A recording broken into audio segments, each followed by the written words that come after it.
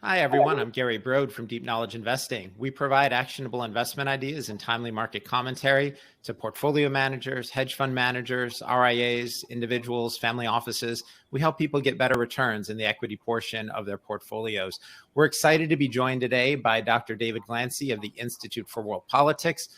Full disclosure, the person who started the IWP is Dr. John Lanchowski, who's a member of the Deep Knowledge Investing Board of Advisors. The IWP is a graduate school for statecraft. Their graduates go on to senior level positions in a variety of government agencies.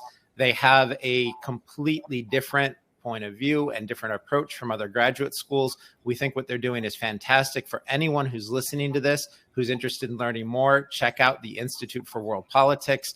We think you'll like what you see. For any young people who are watching this, who are interested in possibly a career in civil service, check it out. It would be a phenomenal graduate school for you. We're excited to be joined today by one of their professors, Dr. David Glancy. He is the professor of strategy and statecraft at the IWP, the Institute for World Politics. Prior to that, he was a consultant at Booz Allen, where he worked with government clients on strategic communication issues. He also was a teacher at the College of International Security Affairs at the National Defense University as a contractor. He was a senior advisor for political military affairs at the Department of State, where he dealt with a multitude of transnational, multi-regional policy issues, and was a director and special assistant with the Department of Defense. I can assure you, Dr. Glancy is extremely well qualified to be discussing economic statecraft and our relationship with Russia and China. And Dr. Glancy, thank you so much for being with us today. We really appreciate it. Thank you so much for the opportunity, Gary. This is really a great opportunity, and I think a timely topic for us to be talking about today. Yeah, I agree. And by the way, I'm excited to be able to turn the tables for everyone listening in or who's here live. I'm going to put a link in the comments. David recently took the opportunity to grill me on the anti-Russian sanctions. And we've got the link here for those who want to see that video. But now is my turn to have him on the hot seat. Yep, and pleasure to be here. This is a good opportunity. I think a really timely topic. We have just yesterday, I think China announced that they were going to limit the sale of 100 or so products from Taiwan into China, and in retaliation for Speaker Pelosi's visit there. So that's an instance of economic statecraft, using trade restrictions to try to further a foreign policy goal. And just kind of a little bit of background for me, in addition to a doctorate in international affairs from the Fletcher School, I also did an MBA at the University of Chicago. And so, I do appreciate and think that, especially in domestic affairs, government should have a limited role in business. And internationally, amongst friends, business should do business. Unfortunately, there's a lot of malign actors out there, and we need to be aware of their motivations, their actions. And I do think there is a role. It should be limited as well, but when there's economic issues and business issues that touch on national security, I think that's actually a legitimate role for the government. And I think we really need to be more aware of what other countries are doing, and take that into account when we're conducting our international affairs.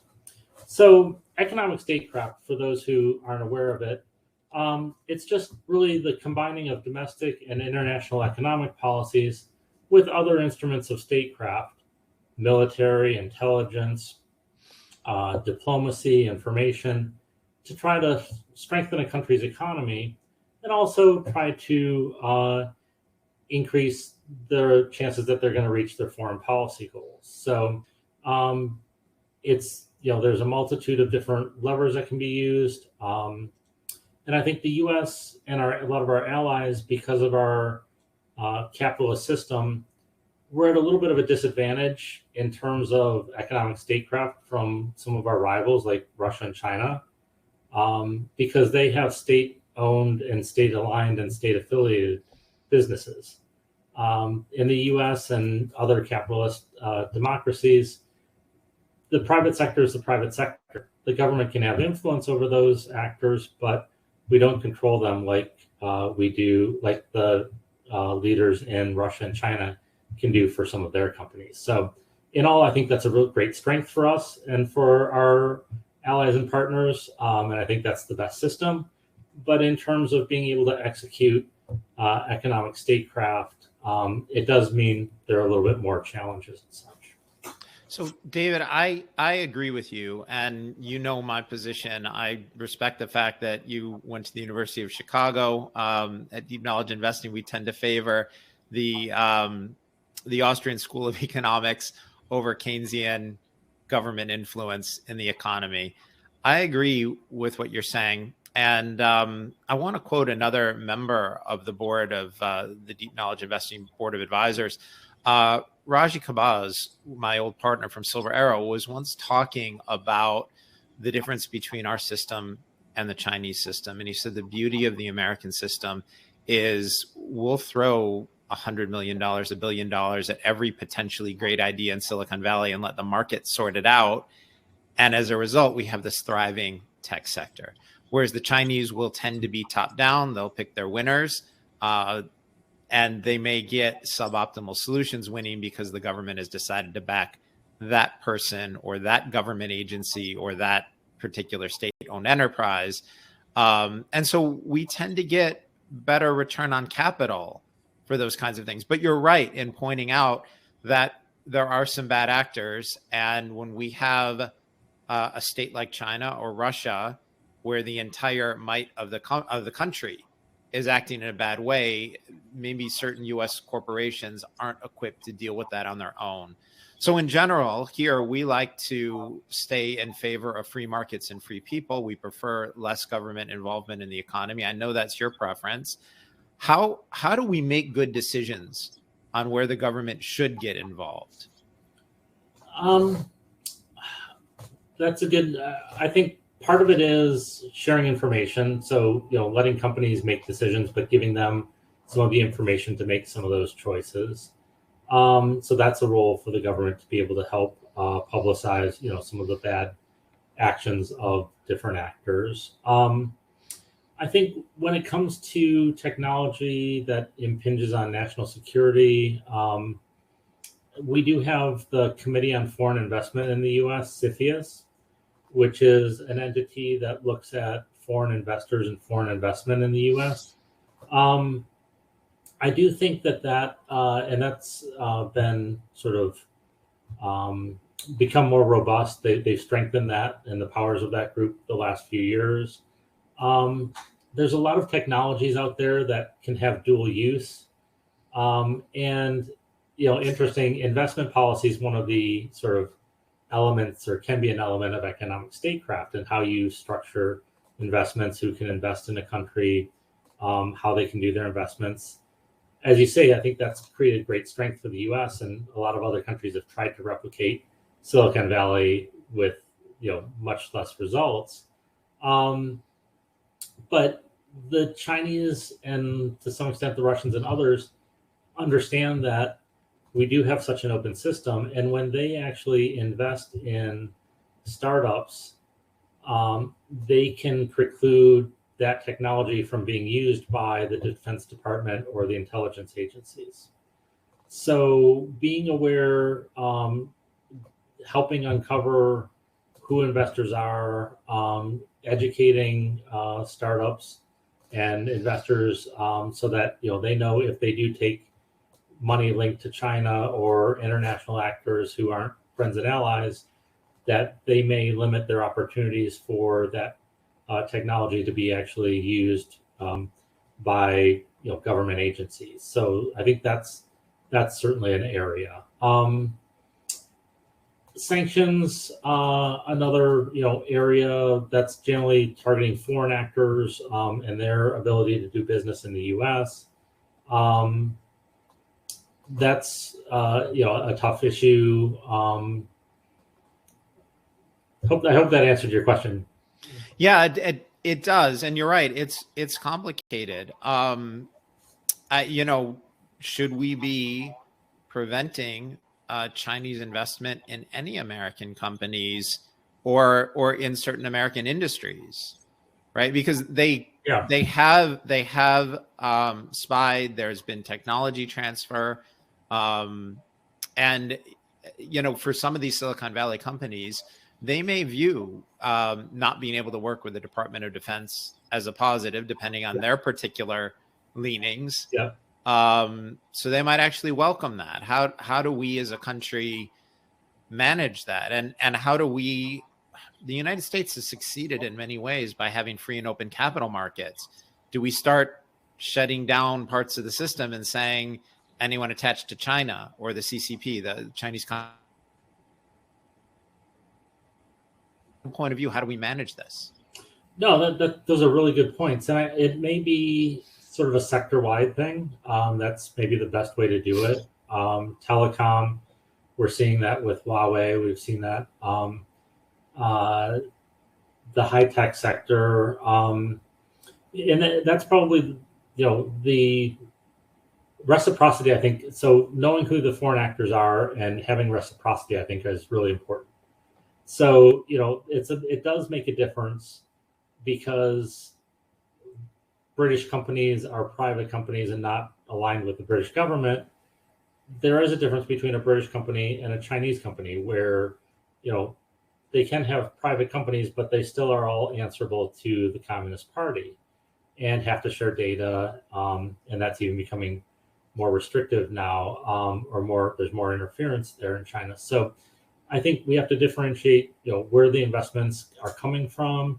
We have to look towards reciprocity, and while we've benefited from an open system, I think that also does leave us vulnerable in some instances, and it's going to take a bit more of a rethink. I think the Trump administration helped highlight the challenges and dangers of China, and for so long in Washington, either because there was a belief that if China grew economically, they liberalize small L, liberalize politically, but that hasn't happened, and that they're able to that they were able to grow economically, but still the Communist Party was able to retain control. That's something that we hadn't seen before, and there's a lot of wishful thinking, I think, in Washington at times. And if we ignore it, or just keep trading with China, they'll eventually change, and it may eventually, but I don't think that's any time on the near term. So we have to have our guard up against that right now. Yeah, I think you're right. And the hope when we started to open up to the Chinese markets in the 80s and 90s,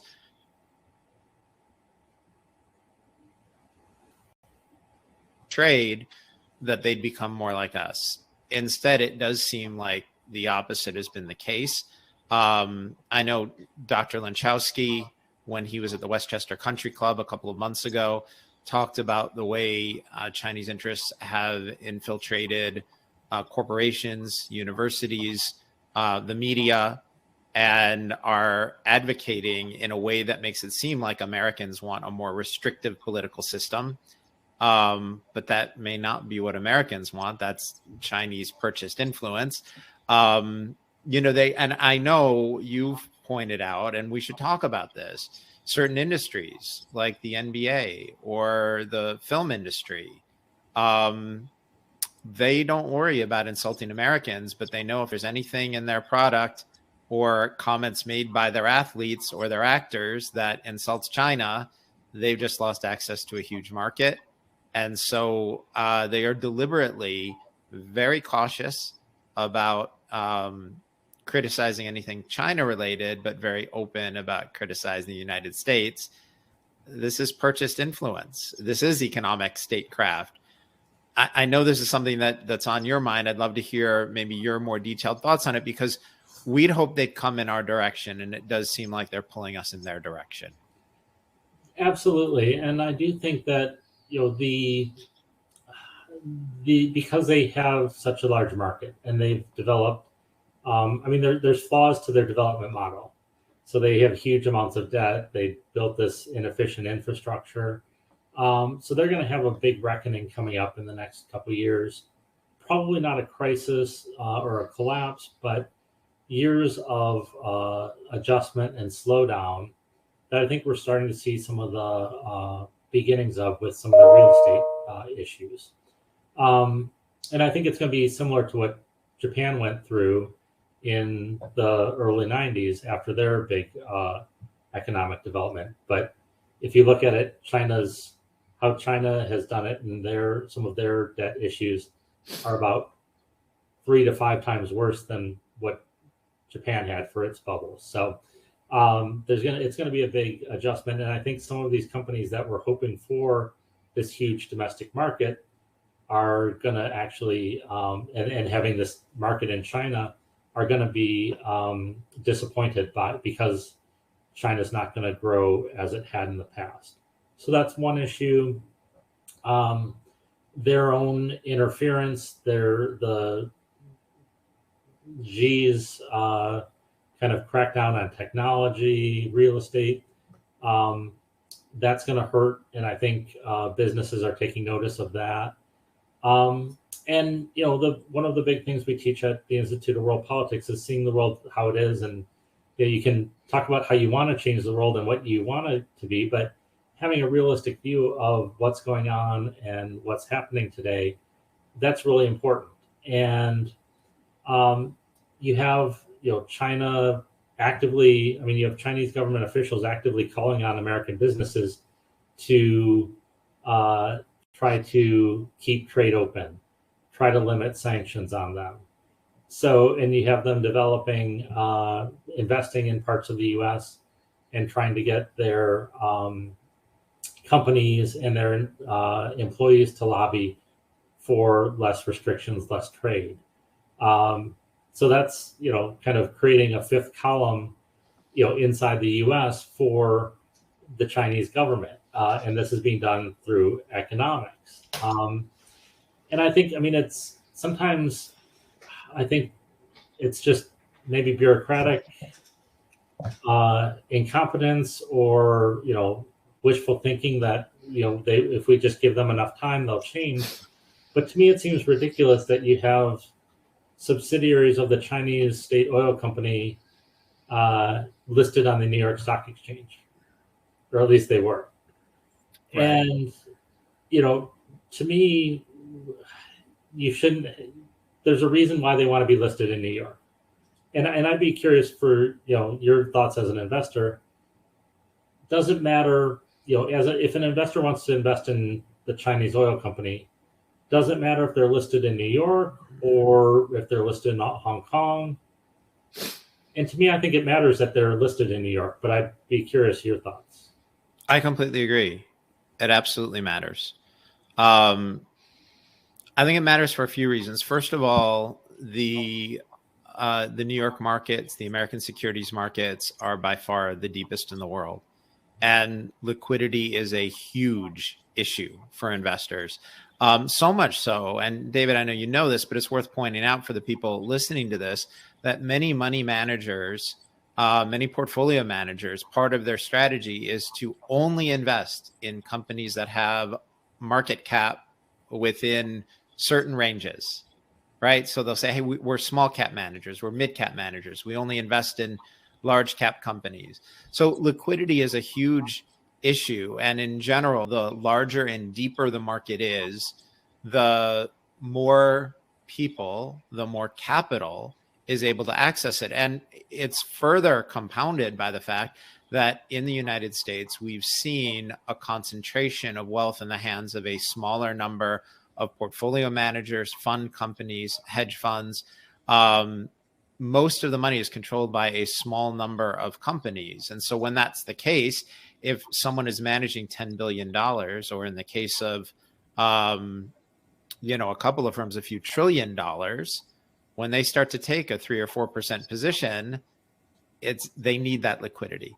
I think the second thing that really matters is no capital market is perfect, and SEC regulations aren't perfect. But in general, the SEC does a pretty good job of regulating the US markets, of trying to make sure things are fair. I've seen them get involved in situations and be fair, smart, effective, good investigators. The US market requires independent audit. And so as a result, we have a market that tends to be very transparent and pretty well organized and pretty well regulated. I do think in general the SEC does a good job. And so this is a huge issue, because now imagine a Chinese company listed in Hong Kong with no audit.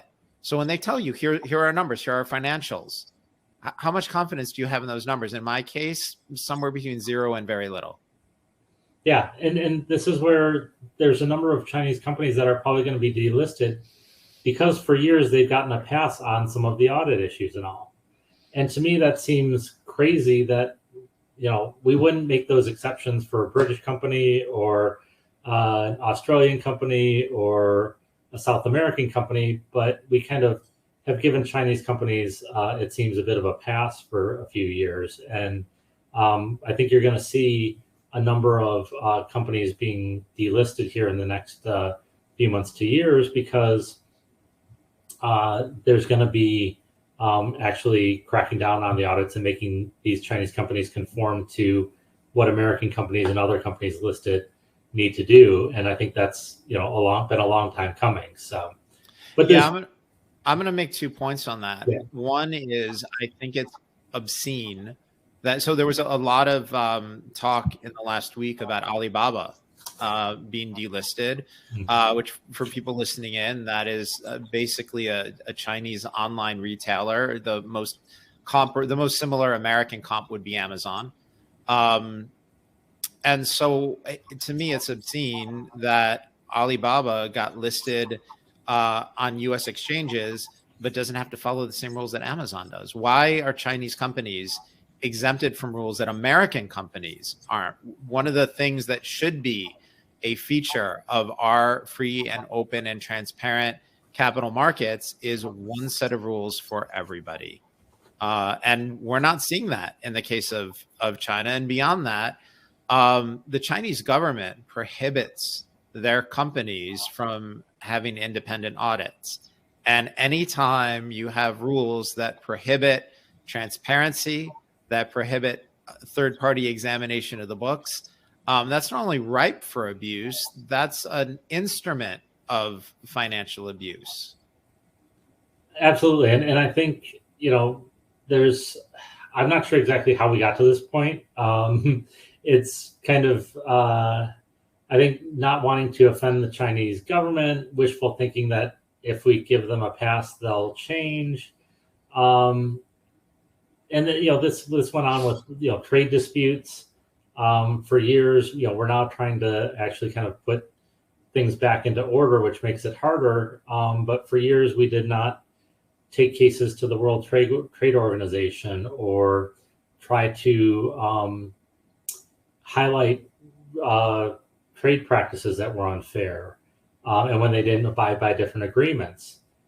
Again, in the hope, I think, that, well, they'll change eventually. We need to give them some time. They're just new to the World Trade Organization. They don't know all the rules. And, unfortunately, that's, they've taken advantage of that, and it's hard to kind of roll that back now. And we're starting to see some of that, and we're doing that now, but we should have been doing this for the last 15, 20 years, probably, especially the economic espionage as well. I mean, that's the greatest transfer of wealth in the history of the world. The economic espionage, intellectual property, trade secrets, that type of thing that the Chinese government has stolen. Yeah. So let's talk about that for a minute, because you're right. What's happening is horrendous. It is economic theft on an incredible scale. I also agree with the point you were making before, that assuming that the Chinese government doesn't know the rules or Chinese companies don't know the rules is completely ridiculous. They absolutely know the rules. They're not stupid people. No. They're not incapable of reading the rule book. They've read the rule book. They know the rules. They are taking advantage of our patience and goodwill and strategically operating basically in daylight on this stuff. So my question for you is, what do we do about the espionage, the transfer of information? I'll give you a couple examples. Again, Dr. Linchowski a couple months ago, when he was here in New York, was talking about situations where you have Chinese citizens who are working at high levels in certain technology or defense companies, and then they go home to China for a month or two. And his assertion, and I'm certain he knows what he's talking about, is that these people are being debriefed. And, they don't necessarily have to download everything to a drive, which could be discovered. They have a lot in their heads. The other thing that we know about is situations where Chinese nationals have moved to the United States. They live here. They do not want to represent the interests of the CCP, but they are not only being spied on, but being openly threatened. And we've heard of situations where people have gone to congressmen and, basically spoken to them with their backs to them at a cocktail party saying, I'm being watched. I want to get out from under the surveillance. So what do we do? Because in the United States, we're not going to have a system where we say people of Chinese ancestry can't get jobs, or we're not going to do that. That's not who we're going to be. Right. I hope not. Yeah. Right. No, of course. And nor is that something that we want. Right. So how do we manage the fact that some of the people here are spies? Some of the people here don't want to be spies, but they're being threatened. Right. People go back, they get debriefed. How do we handle this in a way that's consistent with American values of saying, hey, whoever you were before you came here, you can come here and become an American? Yeah, that's a good question. I think there's an offensive and defensive part of that. So defensively, we need to be more robust in our counter espionage. The FBI needs to, for a long time we were focused on terrorism, rightly so. That was a huge issue. But we need to kind of redirect, retrain, educate folks. So understanding, who they are, kicking out folks who have diplomatic cover that may be doing this stuff, arresting people who are not with diplomatic cover. It's good, it's a delicate process because you don't want to target, as you said, we can't target, and right. We shouldn't, and that's wrong. And it's a shame the anti-Asian sentiments that seem to be cropping up in San Francisco and other places, right?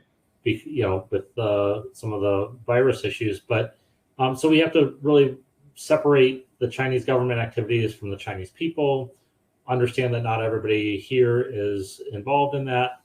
So it's going to take kind of balance, but improving our intelligence capabilities at home, I think, is part of it. Helping educate companies so that they understand is another part of it. On the offensive side, I think we need to offer citizenship or green cards to Chinese citizens who want to come over here. There's a number of accounts from Shanghai that with the lockdowns that were going on, not only expats leaving the country, but a lot of Chinese nationals being disillusioned with their government and the process. And so helping those that want to experience freedom, that want to not be part of, the Chinese government, communist government system, helping them and their money get out of China, I think would be a huge program and a huge way to do that, to, encourage, and that's going to be something that I think would have an impact and, sort of counter some of these activities that they're doing taking technology the other way. So can we poach some of their people who have been entrepreneurial, who have helped lead some of some of the real economic gains that there have been in China? Is there a place for them in the U.S. or in the West where they can, live with more freedom? And so I think that encouraging those types of activities would be a way, kind of an offensive way to counteract that. David, I love that answer. A few years ago, when the Chinese cracked down on freedom in Hong Kong, a place that had been a free market bastion of prosperity and innovation for decades, the editorial page of the Wall Street Journal was saying, we need to offer citizenship to these people. To their great credit, the United Kingdom did do that, which round of applause for them. That I thought that was a clever response by the Wall Street Journal, which is mirrored by your comments. And I'm on record in our interview on the IWP platform as saying we need to right now call Taiwan Semiconductor and offer green cards, visas, work papers, flights, and whatever is needed to do to get as many of their engineers here in the US as possible. They are simply the best chip makers on the planet, rivaled by Samsung. And I would love to see those people out of Taiwan and manufacturing the best chips in the world here in the United States. I'd be sending those guys boxes of green cards. Yeah, I mean, that's Canada also stepped up with Hong Kong as well. Yeah, good for them. So yeah, and it's again, there are counterintelligence challenges possibly with an influx, but these are manageable, I think, and the potential gains not only for us, but if you can weaken economically your adversary, that's economic statecraft. So I think that would be a win for us in a couple different ways. So yeah. And I just, for anyone from Taiwan Semiconductor listening to this, come build a plant here in the US. We'd love to have you. So David, this has been a really interesting, very insightful and challenging conversation. We're dealing with some really disturbing issues, some uncomfortable issues, particularly as Americans, where we value an open economy and free markets, and where we welcome people to come here from all over the world, from different backgrounds. And this is a really tough and in many ways uncomfortable conversation.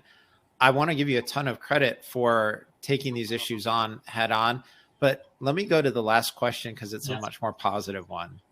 Let's talk about one or two examples where the US has been able to use economic statecraft successfully. Let's talk about some of our successes, some of the things we've done well, and see if we can, maybe end a tough conversation on a high note.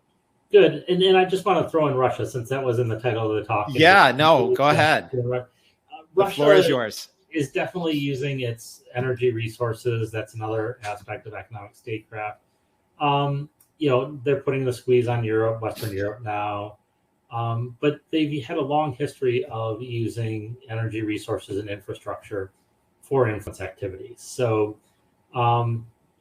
there was about 2 years ago, it was uncovered that the Russian middlemen, I think working with the state intelligence, were going to offer discounted oil from the Russian oil company to this sort of new company that was created.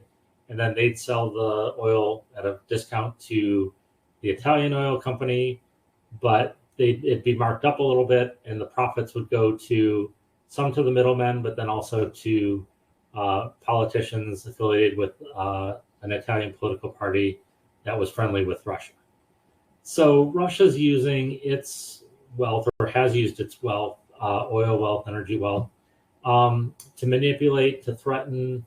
It's even used its markets to close off trade. The first shots in the conflict with Ukraine years ago were closing their agriculture to Ukraine. So, we need to take hold, or be cognizant of that as well, and understand that the Russians are doing this too. And again, the Russians and Chinese have an advantage that they can direct companies. If you want a pipeline built in a certain country or an investment in a certain country, they can tell their state-owned or state-aligned companies to do it. And in the U.S., it takes a little longer. We have to create incentives, provide loan guarantees or things like that. But we can still do it. And the great thing is, in the history, we have done it. So as you said, it's something that we have done. Going back all the way to the Revolution, doing a boycott to help put pressure on the British. In the Civil War, the North threatened to nationalize British assets in the North if they actually had recognized the Confederate States, which they were about to do, or there was the South was trying to get them to do that, which could have had a big impact on the conflict and given the South legitimacy. Sanctions do work at times. We did have the sanctions before the recent agreement with Iran. They really did put a lot of pressure. It took time to build.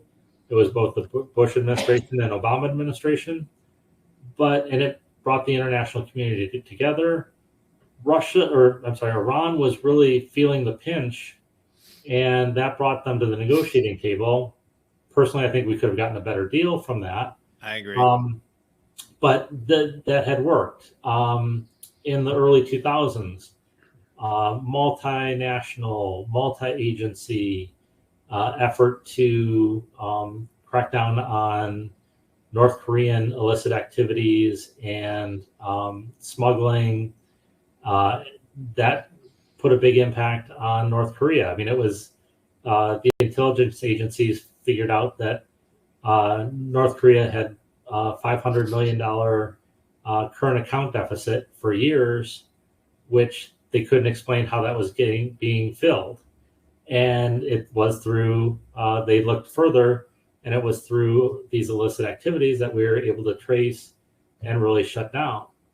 That brought them to the negotiating table as well, but in return for them joining the negotiations, we had to give up all of our sanctions, and we never got anything more from that. So the first Gulf War, we were able to use economic aid to encourage Turkey to allow us to use troops in the north to invade Iraq from Turkish soil, which was beneficial in that conflict.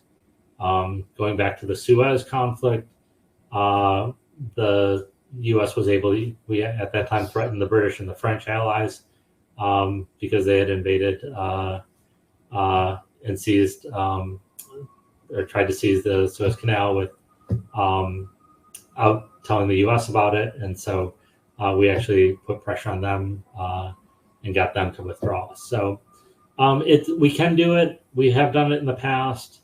It takes knowledgeable policy leaders. It takes coordination.